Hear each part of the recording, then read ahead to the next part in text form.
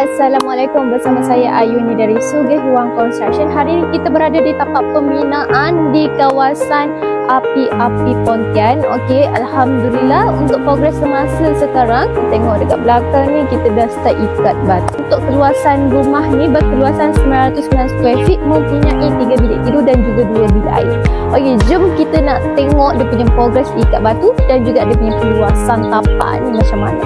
Okey, jom. Okey, untuk material yang kita gunakan di setiap pembinaan rumah, sebenarnya kita ikut package yang klien ambil sebenarnya. Sebab kita setiap package tu kita ada material yang kita gunakan tu lain-lain.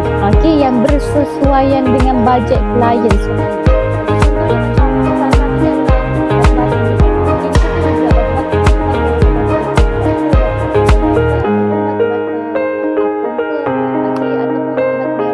Macam batu-batu merah ni adalah batu-bata yang paling kukuh, mampat digunakan lah. Okey, cumanya dia ada pricey sikit. Okey, kalau untuk bahagian atap pula, okey, kalau untuk bahagian atap kita tengok juga bumbung ni kita nak gunakan bumbung apa, jenis bumbung apa, macam contoh atap genteng, ataupun atap gajah, ataupun genteng konkrit, ataupun pakai metal deck, macam tu. Semua material tu bergantung pada harga juga. Okay, so kalau misalnya kata ada yang nak harga bilik, kita pakailah material ataupun package yang sesuai dengan bajet klien, macam tu. Okay, so macam mana?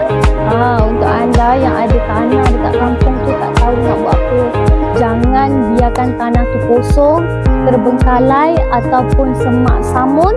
Okay, bina rumah. Kalau tak nak duduk, boleh jana pendapatan tau untuk aset rumah ni. Kenapa? Sebab anda boleh sewakan rumah, anda boleh buat homestay ataupun roomstay. So at least setiap bulan tu ada income yang masuk. Okay, so untuk anda yang tak tahu nak cari kontraktor mana, tak tahu nak mula daripada mana, boleh cari Sugih Wang Construction dan jangan lupa nantikan kita punya next video. Bye bye, assalamualaikum.